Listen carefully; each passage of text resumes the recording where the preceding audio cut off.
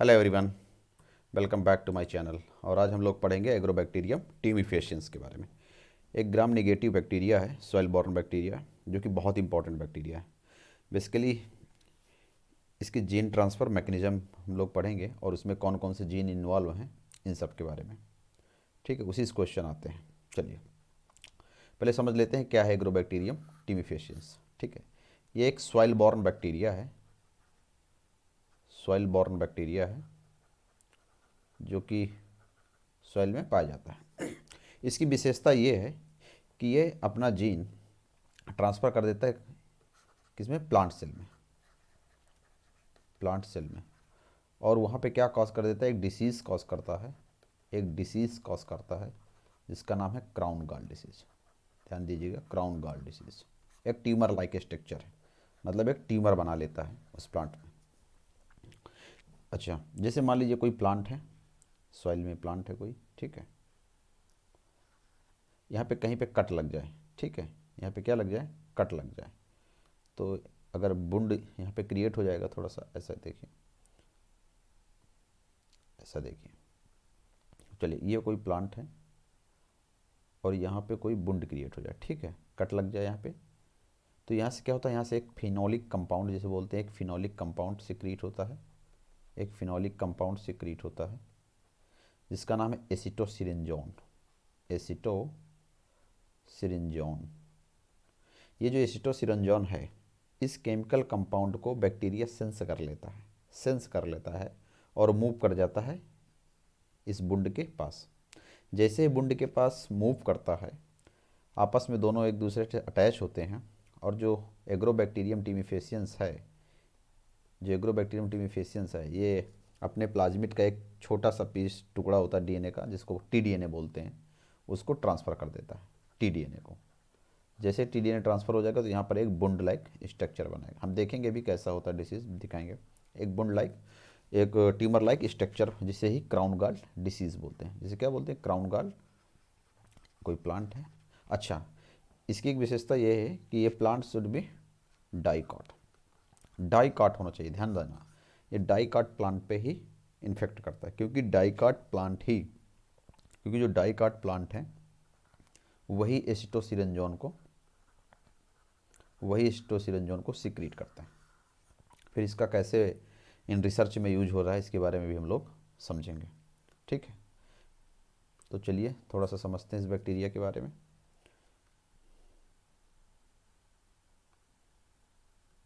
चलिए, यह है एग्रोबैक्टीरियम टीमिफेसियंस। एग्रोबैक्टीरियम टीमिफेसियंस की बहुत सारी स्पीसीज है, लेकिन यहाँ पर हम डिटेल एक स्पीसीज के बारे में पढ़ेंगे, एग्रोबैक्टीरियम टीमिफेसियंस के बारे में, लेकिन समझेंगे दो स्पीसीज के बारे में, एग्रोबैक्टीरियम टीमिफेसियंस और दूसरा बैक्टीरिया है एग्रोबैक्टीरियम राइजोजिन्स।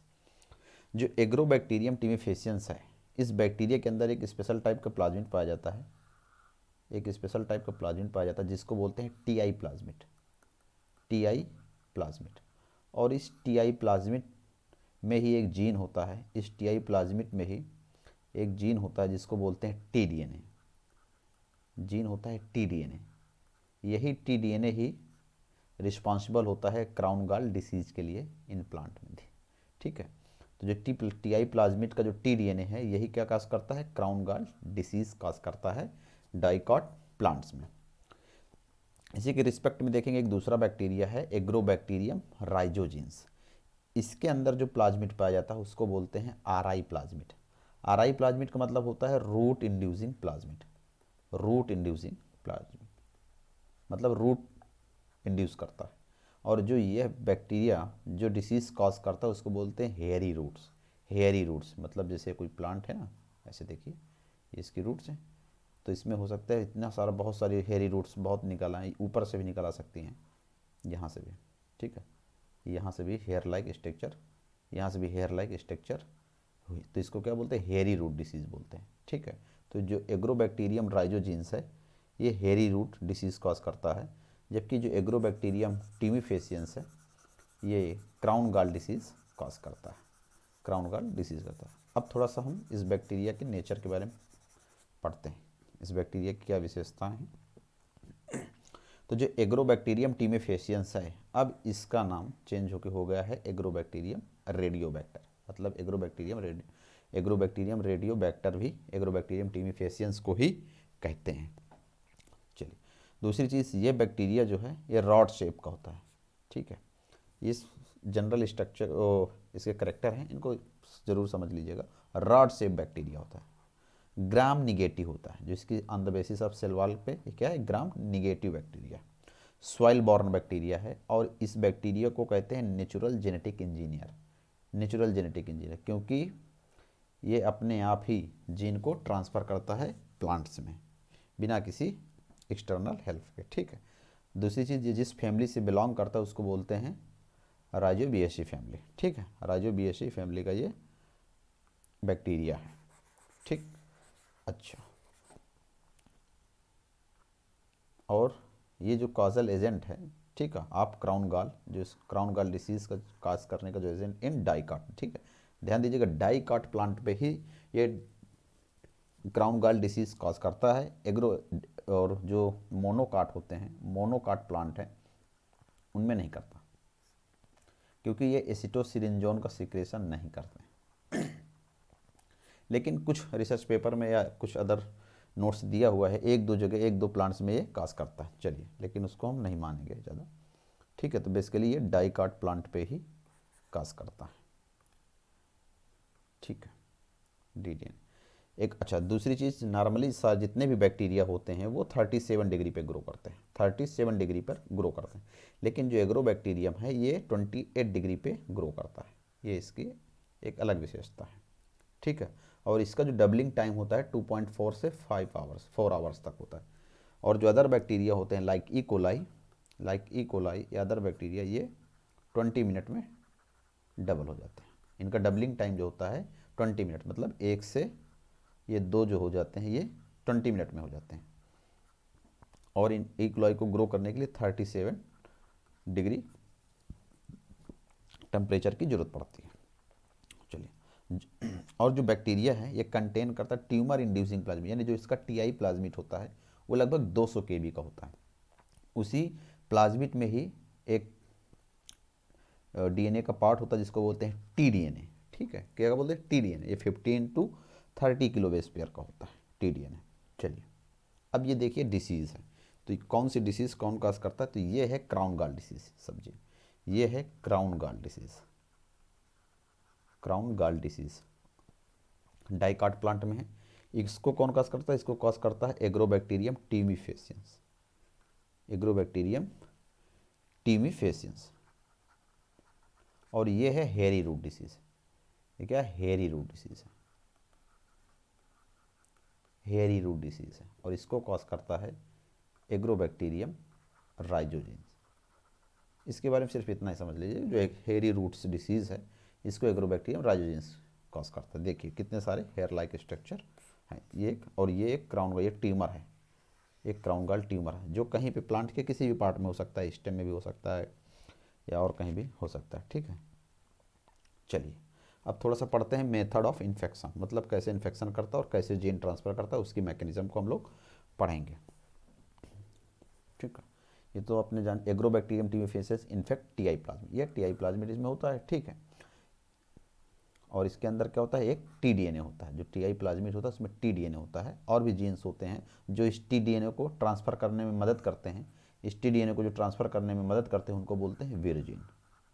ध्यान दीजिएगा, जो टीआई प्लाज्मिड है, टीआई प्लाज्मिड है, जैसे कोई बैक्टीरिया का टीआई प्लाज्मिड है, ठीक है, टीआई प्लाज्मिड है, तो इसमें होंगे ओरिसी, यहाँ पे होंगे, ये होगा टीडीएनए सीक्वेंस इसका, और ये होंगे विरजीन, विरुलेंस जीन। ये जीन क्या करते हैं, ये रिस्पॉन्स, ये हेल्प करते हैं इस टीडीएनए को ट्रांसफ़र करने में, तो उनको बोलते हैं विरजीन यानी वेरुलेंस जीन। ठीक है, एग्रोबैक्टीरियम हैज फ्लैजेला, जो एग्रोबैक्टीरियम है फ्लैजेला बैक्टीरिया है, जो स्विम करता है, मूव करता है सॉइल में towards photo assimilates. Photo assimilates का मतलब होता है कि ऐसे कंपाउंड्स जो फोटोसिंथेसिस में बनते हैं प्लांट्स में। ठीक है, और जो सम स्टेन कीमोटैक्टिली मूव करते हैं, और जो आपका एक्सीडेंट्स है या फाइटोमॉलिक्यूल्स है उसको बोलते हैं एसिटोसिरिंजोन एंड शुगर। ठीक है, अच्छा, जो बैक्टीरिया के मेम्ब्रेन में एक वीर प्रोटीन्स होती है जिसको बोलते हैं वीर ए प्रोटीन। क्या होती है? वीर ए ट्रांसमेम्ब्रेन प्रोटीन है वीर ए, जो सेंस करती है एसिटोसिरिंजोन। एसिटोसिरिंजोन जो केमिकल सिक्रीट होता है प्लांट से, वुंडेड वाले पार्ट से, उसको सेंस करने का काम करता है वीर ए प्रोटीन। अभी हम पढ़ेंगे सारी चीज़ें, वीर ए प्रोटीन कौन कौन सी प्रोटीन्स इसमें इन्वॉल्व होती हैं, बहुत सारी प्रोटीन्स हैं, वो सारी इन्वॉल्व करती हैं। ठीक है। अच्छा, जो वीर ए प्रोटीन जैसे ही सेंस कर लेगी तो ये इसके अंदर एक काइनेज एक्टिविटी होती है। काइनेज का मतलब होता है कि जो फास्फेट को ऐड करे, चाहे एंजाइम्स हो या प्रोटीन हो, काइनेज एक्टिविटी होती है। तो वीर ए प्रोटीन के पास काइनेज एक्टिविटी होती है और ये अपनी स्ट्रक्चर में जहाँ पे हिस्टिडीन होता है, हिस्टिडीन को फास्फोरिलेट कर लेते हैं। जैसे ही वीर ए प्रोटीन फास्फोरिलेट करेगी, और वीर ए प्रोटीन कब फास्फोरिलेट की? जब उसको सेंस मिला कि इसका फिनोलिक कंपाउंड्स का। फिर ये बी प्रोटीन अपना फास्फेट ग्रुप हिस्टिडीन से ट्रांसफ़र कर देगी विरजीन को, विरजी के एस्पार्टेट, विरजी में एक एस्पार्टेट अमाइनो एसिड होता है, उस पर फास्फेट को ट्रांसफ़र कर देगी। फिर ये विरजी अदर जीन को एक्टिवेट करेगा, चलिए अब हम देखते हैं कुछ ये हम देखते हैं स्ट्रक्चर। ये है टीआई प्लाज्मिड, ठीक है, ये है एक टीआई प्लाज्मिड, मतलब ये बैक्टीरिया है, एग्रोबैक्टीरियम। इसके अंदर बहुत सारे टीआई प्लाज्मिड पाए जा सकते हैं। इसका क्रोमोसोमल डीएनए ये है। क्रोमोसोमल डीएनए के अलावा जो डीएनए पाया जाता है उसको प्लाज्मिड बोलते हैं, और जो प्लाज्मिड इस बैक्टीरिया के अंदर है इसको बोलते हैं टीआई प्लाज्मिड। ठीक है, टीआई प्लाज्मिड, इसी को इलेबोरेट करके बड़ा करके यहाँ देखा गया है। देखिए, इसी को देखिए, तो ये टीआई प्लाज्मिड है, 200 kb का होता है। ठीक है, इसका ये पोर्शन टी डीएनए का है, ये पोर्शन है टी डीएनए। ठीक है, ये जो है इसको टी डीएनए बोलते हैं, और ये जो पोर्शन है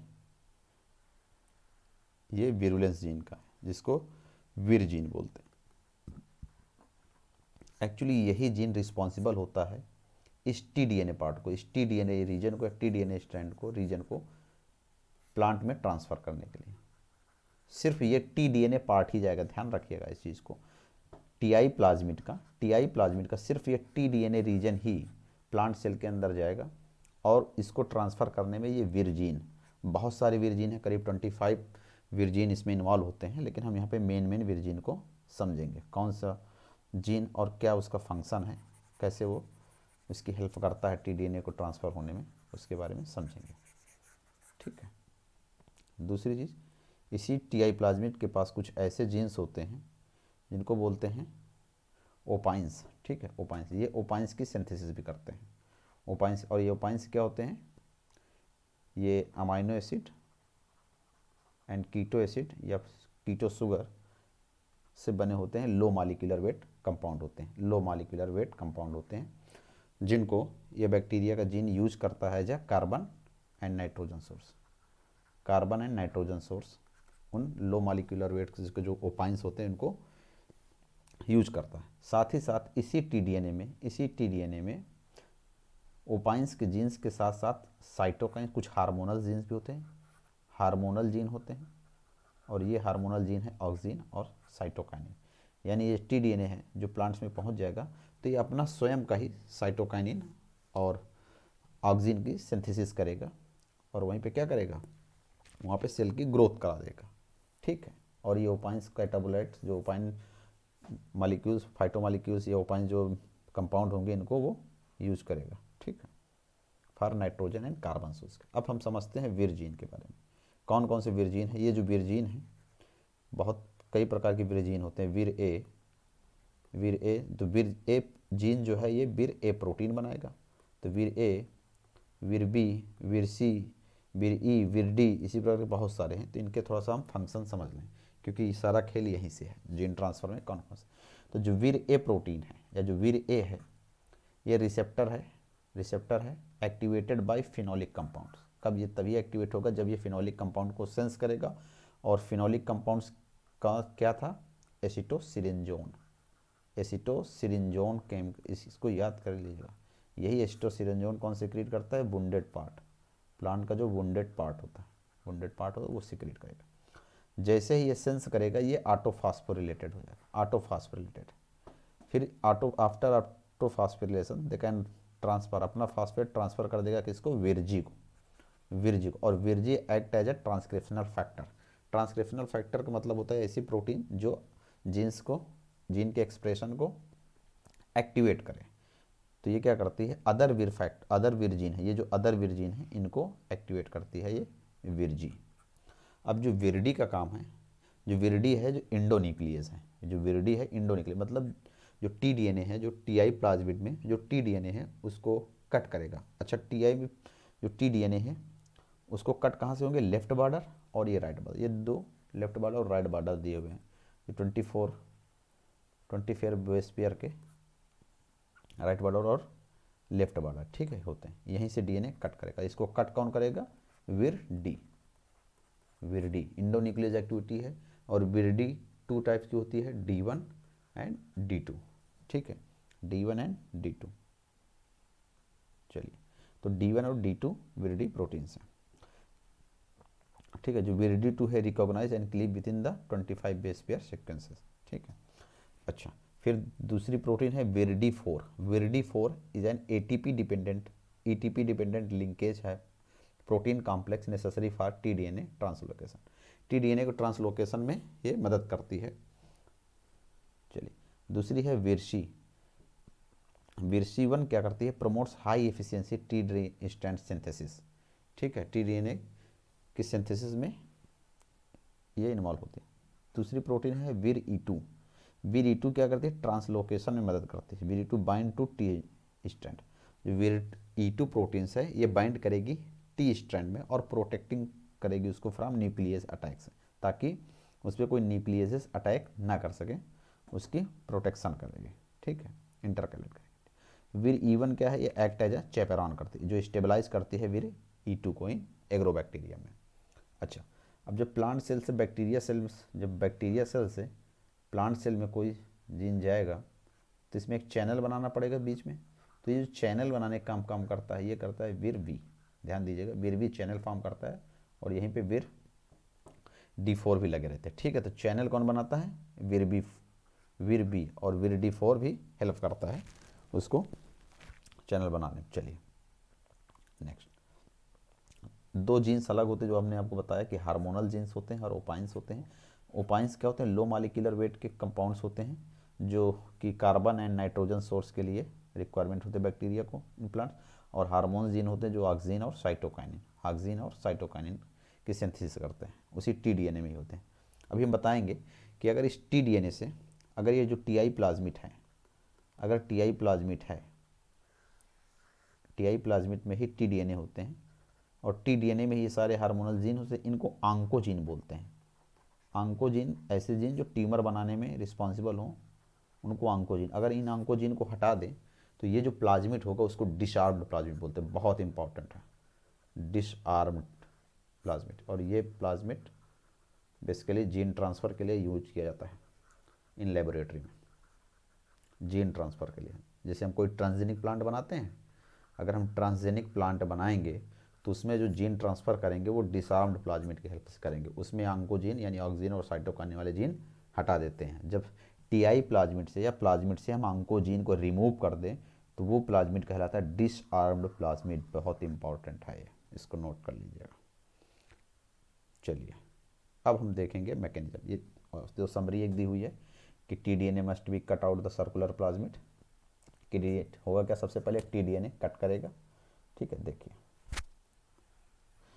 ये टीआई प्लाज्मिड है,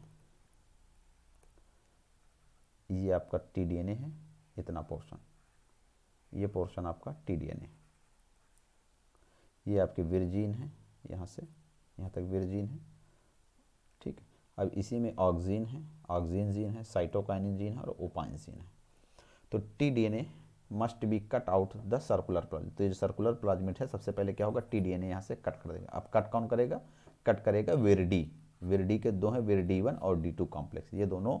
तो विरडी 1 जो है लेफ्ट राइट से कट करेगा इधर से, और जो विरडी 2 है वो राइट हैंड से कट करेगा, राइट बॉर्डर में कट करेगा विरडी 2 और लेफ्ट बॉर्डर को कट करेगा विरडी 1। जैसे ही कट कर देंगे तो ये टीडीएनए निकल आएगा, ऐसे आ जाएगा, ठीक है। तो ये बैक्टीरिया के अंदर टीडीएनए ऐसे फ्री फॉर्म में हो जाएगा। लेकिन इसको प्रोटेक्शन करना है, तो इसको प्रोटेक्शन देने के लिए जो ये 3 प्राइम होगा डीएनए का और ये 5 प्राइम होगा टीडीएनए का, तो जो टीडीएनए है इसको प्रोटेक्शन करने के लिए, इसको प्रोटेक्शन देने के लिए विर D2 जो है इसमें बाइंड हो जाएगी। विर D2 परमानेंट बाइंड कर दी जाएगी इसमें, तब तक बाइंड रहेगी जब तक कि यह न्यूक्लियस में, प्लांट के न्यूक्लियस में पहुंच न जाए, तब तक ये विर D2 इस पर बाइंड कर जाएगी। तो विर D2 प्रोटीन इज कोवेलेंटली, ध्यान दीजिएगा, covalently attach to 5 prime and via tyrosine residue. Tyrosine residue vir D2 का जो टायरोसिन रेसिड्यू होगा उसकी हेल्प से बाइंड कर जाएगी। ठीक है। Vir D2 contains motif lead to nucleoprotein complex and targeted by type 4 secretion system. Type 4 secretion system होता है जिसके थ्रू ये ट्रांसफर होता है डीएनए प्लांट सेल में।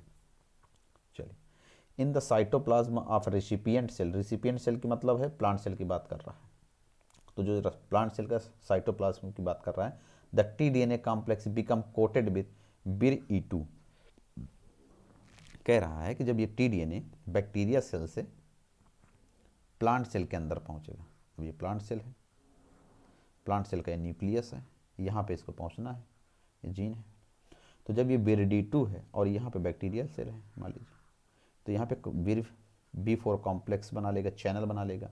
तो जब ये विर D2 टी डीएनए को लेके यहाँ से ट्रांसलोकेट करेगा तो दूसरे चैनल से ही विर E2 प्रोटीन्स भी पहुँच जाएंगे। विर E2, क्योंकि विर E2 प्रोटीन जो होती हैं इस विर D2 और टी डीएनए को प्लांट सेल के साइटोसोल में क्या करती है, प्रोटेक्शन का काम करती है, ताकि उस साइटोसोल का जो न्यूक्लियस एंजाइम है वो इसको डिग्रेड ना कर दें। ठीक है, ध्यान रखना। तो vir E2 protein which are export through T4SS independently from DNA complex, T DNA complex मतलब इंडिपेंडेंटली ट्रांसफर हो जाती है यहाँ से T4 सिक्रेशन सिस्टम, यहाँ से विर D2 और टी डीएनए पहुँचेगा। ठीक है। Nuclear localisation signal is located into vir E2 and विर D2। कहने का मतलब ये कह रहा है, बहुत इंपॉर्टेंट समझिएगा, यहाँ से थोड़ा सा समझिएगा। अब ये जो हमारा टी डीएनए जा रहा है, जो टी डीएनए हमारा जा रहा है, इसमें न्यूक्लियर लोकलाइजेशन सिग्नल भी होते हैं कि इस टी डीएनए को, तो इस टी डीएनए में विर D2 और विर E2 के पास एनएलएस सीक्वेंसेस होते हैं, इनको एनएलएस सीक्वेंसेस बोलते हैं। बहुत मतलब न्यूक्लियर लोकलाइजेशन सिग्नल, मतलब अगर इनको न्यूक्लियस में जाना है तो इनके पास कुछ सिग्नल होंगे, उन सिग्नल को यहाँ की साइटोसोलिक एक प्रोटीन होती है इम्पोर्टिन प्रोटीन क्या कर लेगी, डिटेक्ट कर लेगी। इसको पता चल जाएगा कि इस टी डीएनए विर D2 और विर E2 सहित इनको कहाँ जाना है, न्यूक्लियर में जाना है, न्यूक्लियस में जाना है प्लांट्स में। ठीक है। तो यहाँ से प्रोटेक्ट कर यहाँ पे उसके साथ बाइंड कर जाएगी, और बाइंड होने के बाद अब यहाँ की मैकेनिज्म के लिए मैं आपको थोड़ा सा फिगर में दिखाऊंगा होता क्या है एक्चुअली। ये आपका टी डीएनए का स्ट्रक्चर है, इसको हम देखेंगे बाद में। देखिए, अब यहाँ पर थोड़ा सा समझिए, ये आपका टीआई प्लाज्मिड है बैक्टीरिया के अंदर, ये टीआई प्लाज्मिड है, इसको यहाँ से, और ये इसका टी डीएनए है, और टी डीएनए को कट कर लिएगा। विर D प्रोटीन ने कट किया, और कट करने के बाद विर D2 जो है 5 प्राइम रीजन पे इस पे परमानेंट बाइंड कर गया। ठीक है। बाइंड होने के बाद क्या है कि विर E2 भी with the help of channel पहुंच जाएंगे कहाँ, प्लांट के साइटोसोल में। लेकिन ध्यान दीजिएगा, जो विर E2 प्रोटीन है ये बैक्टीरियल सेल के अंदर नहीं बाइंड करती टी डीएनए से, इस चीज़ को ध्यान रखिए। ये विर E2 तभी बाइंड करेगी जब साइटोसोल में, प्लांट के साइटोसोल में विर D2 और टी डीएनए कॉम्प्लेक्स पहुंच जाएगा। यहाँ पे इस चीज़ को बहुत अच्छे से समझिएगा, क्योंकि कहीं कहीं पे चीज़ नहीं दिया हुआ है, बिप प्रोटीन का रोल अब हम बताएंगे आगे। ठीक। तो जब टी डीएनए विर D2 के साथ बाइंड करके कहाँ पहुँच जाएगा, प्लांट के न्यूक्लियस में। जैसे ही न्यूक्लियस में पहुँचेगा, यहाँ पर ये विर E2 प्रोटीन भी पहुँच जाएंगी, ये ब्लू कलर के जो दिख रहे हैं विर E2 प्रोटीन। लेकिन इस विर E2 प्रोटीन को तब तक इसमें नहीं बाइंड करेंगे जब तक एक BIP1 प्रोटीन नहीं आ जाएगी, BIP1 प्रोटीन। और BIP1 प्रोटीन तभी आएगी जब बैक्टीरिया का flagella LRR leucine rich repeats receptor से जाके बाइंड करेगा। LRR ये दूसरी मैकेनिज्म है जो प्लांट सेल के अंदर चल रही है। LRR क्या करेगा, MKK4/5 को फॉस्फोरिलेट करके एक्टिवेट करेगा। ये एक्टिवेट करेगा MPK3 को, और MPK3 क्या करेगी, बिप प्रोटीन को फास्फोरिलेट कर देगी। बिप प्रोटीन में जैसे फास्फोरिलेट कर देगी तो ये एक्टिवेट हो जाएगा। जब ये एक्टिवेट होकर बिप प्रोटीन बाइंड कर जाएगा तो ये बिप प्रोटीन जो फास्फोरिलेटेड प्रोटीन है ये हेल्प करती है विर E2 को बाइंड करने में, विर E2 को टी डीएनए के साथ बाइंड करने में हेल्प करती है। अब यहाँ पर BIP1 के 2 फंक्शन देखने, जो बिप प्रोटीन है साइटोसोलिक प्रोटीन है किसकी, प्लांट सेल के अंदर, अब ये क्या करती है, पहला फंक्शन है इसका, पहला फंक्शन है पैथोजन रेजिस्टेंस जीन को इनहिबिट कर देगी, पैथोजन रेजिस्टेंस जीन को इनहिबिट कर देगी। और ये विर, ठीक है, हाँ वी प्रोटीन जैसे फास्फोलिपिड बाइंड कर जाएगी, अच्छा ठीक है, और ये इसके अंदर चली जाएगी। लेकिन आप देखेंगे जो बैक्टीरिया यहाँ पे, सॉरी विप नहीं होगा, एक मिनट, विप प्रोटीन तो फास्फोलिपिड करके बाइंड करके, यहाँ पे हमारे बैक्टीरिया सेल से ही एक दूसरा प्रोटीन है जिसको बोलते हैं बिर एफ, बिर एफ प्रोटीन है। इसके दो फंक्शन हैं, बिर एफ प्रोटीन जो है इसके दो फंक्शन हैं। पहला है कि जो होस्ट, जो पैथोजन रेजिस्टेंस जीन है, पैथोजन रेजिस्टेंस जीन है कि मतलब कोई पैथोजन प्लांट सेल के अंदर आएगा तो ये जीन एक्टिवेट हो जाएंगे, तो इस पैथोजन रेजिस्टेंस जीन के एक्सप्रेशन को ब्लॉक कर देगा, इसको ब्लॉक कर देगा फर्स्ट। दूसरा ये है जब ये अब टीडीएनए विर E2 और विर D2 के साथ पहुंच जाएगा अंदर न्यूक्लियस में, तो ये फ्री हो जाएंगे, क्योंकि ये जीन जो होगा, जो बैक्टीरियल का टीडीएनए है, ये प्लांट सेल के न्यूक्लियस में जाके प्लांट जीनोम से नॉन होमोलोगस रिकॉम्बिनेशन में बाइंड कर जाएगा।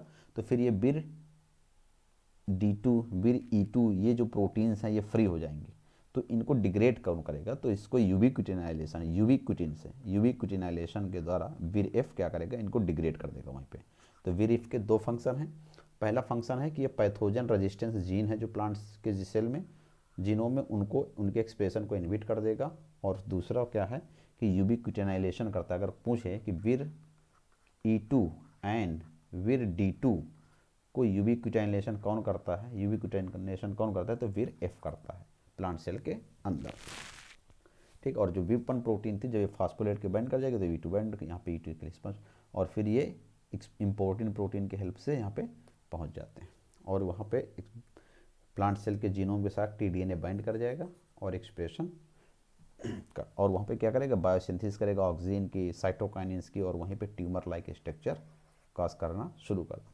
तो ये बेसिक मैकेनिज्म है एग्रोबैक्टीरियम जीन, एग्रोबैक्टीरियम टीमीफेसियंस की जीन ट्रांसफर के लिए। यहीं से क्वेश्चन आते हैं कि विर E2 का फंक्शन क्या है, विर D2 का फंक्शन क्या है, ठीक है। इन्हीं में किसको म्यूटेट कर दिया जाए तो क्या होगा, इन्हीं के बारे में अच्छे से इस वीडियो को 2 बार देखिएगा और विप प्रोटीन का रोल समझ लीजिएगा, क्योंकि विप प्रोटीन जो होती है प्लांट में पाई जाती है और यही मदद करती है बाइंड कराने में किसको, विर E2 को टीडीएनए में, ठीक। नेक्स्ट स्लाइड देखते हैं। ये आपका स्ट्रक्चर है टीडीएनए का, जिसमें लेफ्ट बॉर्डर होते हैं, राइट बॉर्डर होते हैं, 24 बेस पेयर के लेफ्ट बॉर्डर है, ये राइट बॉर्डर है। ये आंको रीजन है, आंको रीजन मतलब आंकोजीन है जो सूट और रोटी के लिए, ठीक है। ये मैकेनिज्म आपने देखा, कुछ थोड़ा इससे अच्छा समझ लीजिएगा। ये CHP जो है ये क्रोमोसोमल वायरुलेंस E है, जो क्रोमोसोमल वायरुलेंस E है, और ये शुगर को सेंस करती है बैक्टीरिया में। ये एक स्ट्रक्चर बेसिक दिया है। ये TI प्लाज्मिड है, इसको कट करके कैसे जाते हैं इससे भी आप समझ सकते हैं, जो भी विजिबल हो उससे आप समझ। स्ट्रक्चर मैकेनिज्म वही होती है, लेकिन इसमें विप प्रोटीन का रोल नहीं दिखाया गया, इसलिए मैंने इस स्ट्रक्चर को ऐड किया है कि इसमें विप1 प्रोटीन्स का भी रोल है,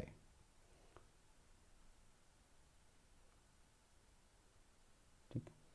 और जो ओपाइंस हैं इनका नाम दिया गया था क्योंकि फर्स्ट टाइम 1927 में ये ऑक्टोपस के मसल्स में ओपाइंस देखे गए थे, मतलब इनकी डिस्कवरी हुई थी, तो उन्हीं की बेसिस पे नाम रखा गया। ये मैकेनिज्म दी हुई है, फंक्शन वही है कि जो कोई प्लांट है, डाइकॉट प्लांट है, इसमें जब वुंड हो जाएगा, वुंड हीलिंग होगी, तो फिर ये क्या रिलीज करेगा, एस्टोसिरेंजोन को रिलीज करेगा, फिर विर ए इसको सेंस कर देगा, विस बैक्टीरिया सेंस करेगा और मूव करेगा, फिर ये एक्टिवेट करेगा विरजी को, विरजी एक्टिवेट करेंगे अदर्स विर प्रोटीन्स को, जिसमें विर डी, विर D1, विर सी, विर बी प्रोटीन क्या कंजुगेशन, चैनल ट्यूब फॉर्मेशन, जो चैनल का फॉर्मेशन करता है वो विर बी है, ध्यान रखिएगा।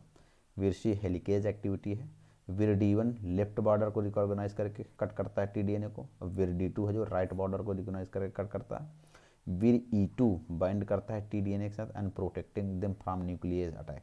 विर E2 क्या करता है, प्रोटेक्टिंग करता है न्यूक्लियस अटैक्स में, और कहाँ पे, प्लांट सेल के अंदर, ध्यान रखिए प्लांट सेल के अंदर।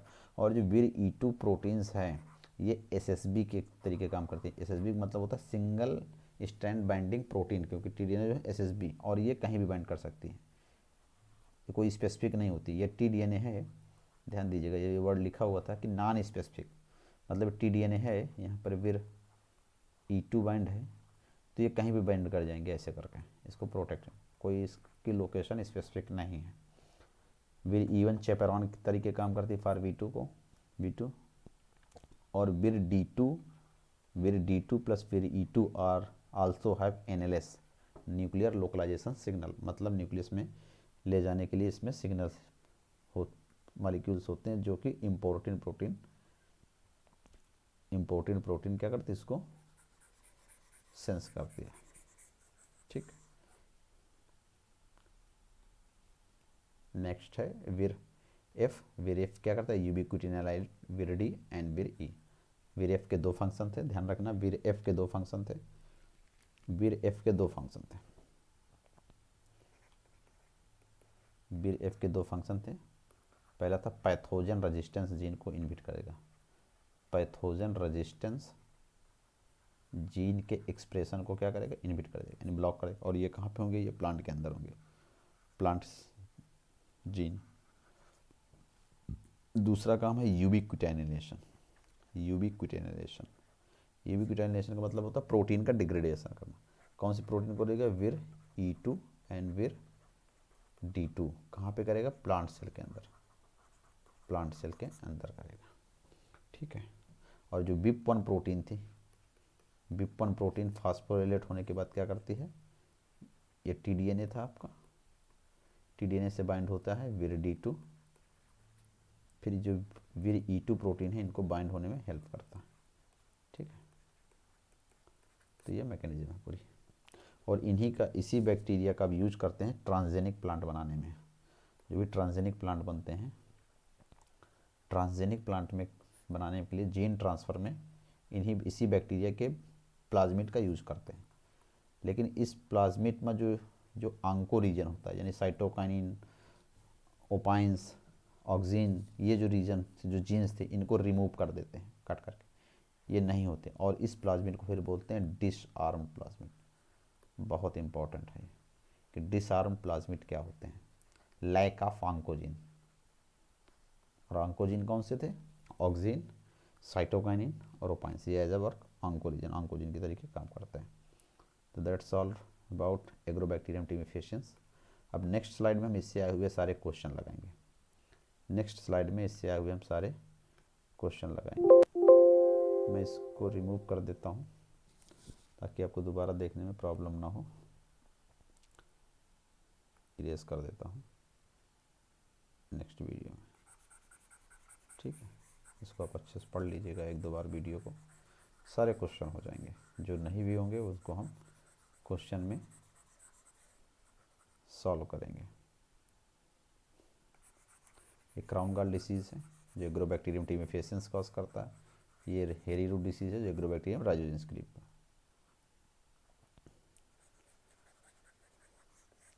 2 कंपोनेंट सिस्टम मैकेनिज्म इसमें होती है। जब विर जी को एक्टिवेट करता है तो 2 कंपोनेंट सिस्टम सिग्नलिंग होती है, इसको बोलते हैं 2 कंपोनेंट सिग्नलिंग सिस्टम। आप टीडीएनए का स्ट्रक्चर या टीआई प्लाज्मिड का स्ट्रक्चर पूरा आपको, दो चीज़ें बिल्कुल माइंड में सेट हो, इसका स्ट्रक्चर प्लस जितने भी वैरुलेंस जीन हैं उनके फंक्शन, ये वाला पोर्शन, ये बहुत ही आपको सबको क्लियर होना चाहिए कि विर ई का फंक्शन क्या है, विर E2 का क्या है, कौन हेलिकेज एक्टिविटी कर रहा है, कौन चेपरॉन की तरीके वर्क कर रहा है। ये चीज़ें अगर क्लियर हो गई तो फिर कुछ प्रॉब्लम नहीं होगी। ये डिसआर्म्ड प्लाज्मिड है, डिसआर्म्ड प्लाज्मिड मतलब रिमूवल ऑफ आंकोजिन। टीआई प्लाज्मिड में अगर आंकोजिन हटा दिए जाए तो उस प्लाज्मिड को कहा जाएगा डिसआर्म्ड प्लाज्मिड, और डिसआर्म्ड प्लाज्मिड ही ट्रांसजेनिक प्लांट बनाने में जीन ट्रांसफ़र में यूज किए जाते हैं लेबोरेटरी में। क्योंकि हमें ट्यूमर तो काज नहीं कराना, तो हमें उस जीन की आवश्यकता होती नहीं है, साइटोकाइनिन ऑक्सिन की, तो हम डिसआर्म्ड प्लाज्मिड यूज़ करते हैं। एक्चुअली बेसिकली ये मैंने किया है, जो जीन ट्रांसफ़र है एग्रोबैक्टीरियम से मैंने जीन ट्रांसफ़र किया है लैब में, इसी वजह से मैं इसको बता रहा हूँ। ठीक, लोगों ने मेंथा पेपरेटा सीमैप में करते थे, CSIC में। चलिए दैट्स ऑल, थैंक यू।